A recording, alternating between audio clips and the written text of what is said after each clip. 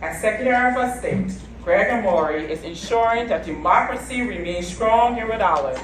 A longtime educator and former state representative, he has worked to expand voter access, improve civic engagement, and modernize our state elections. And he's probably going to tell you this, but the deadline to register to vote is October 6th, and election day is November 5th. Welcome to the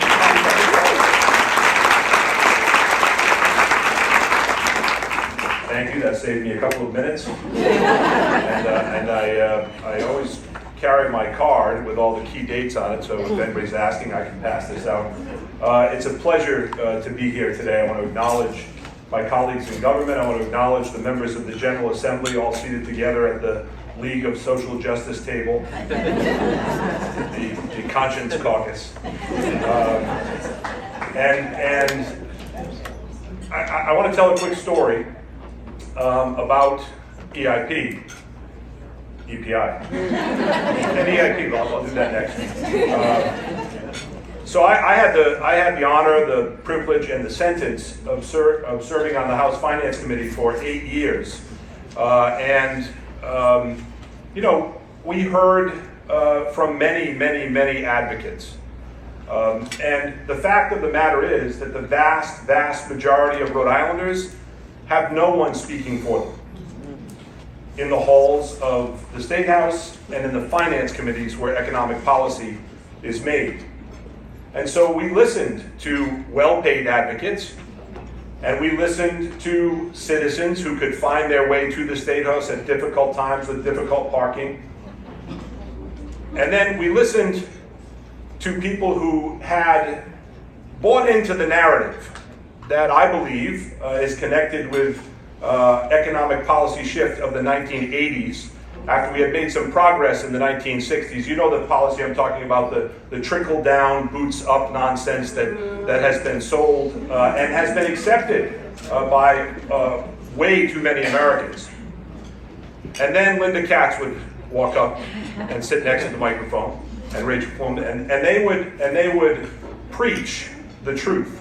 And sometimes the truth was hard for the members of the Finance Committee to hear, but it was the truth. And every time they sat at those microphones, they were sitting there on behalf of the tens of thousands of Rhode Islanders who did not have a voice at the House or Senate Finance Committee. Those from underrepresented, underserved communities. That mom who was working 2 jobs, trying to go to school at night, trying to take care of her children. That's who Linda and Rachel and now Wyona are representing every single day at the Rhode Island State House. That is essential. It is essential.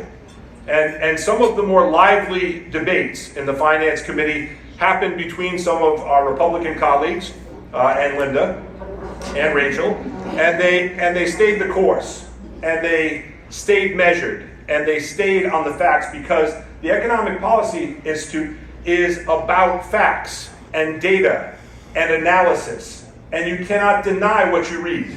You cannot deny what you read.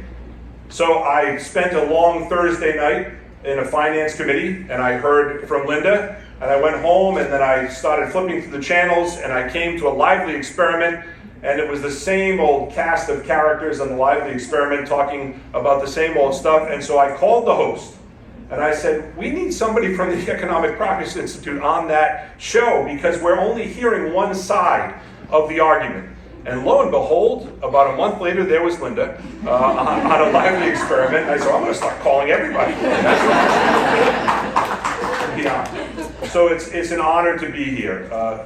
Silver Moon, that was a wonderful acknowledgement, but not as good as Friday night at the Diversity, Equity, and Inclusion Professionals event, where you gave the keynote. And it was so good, I came in here looking for fry bread today, but it was outstanding. So again, I'm honored to be here. Congratulations to those being recognized, the well-deserved organizations being recognized.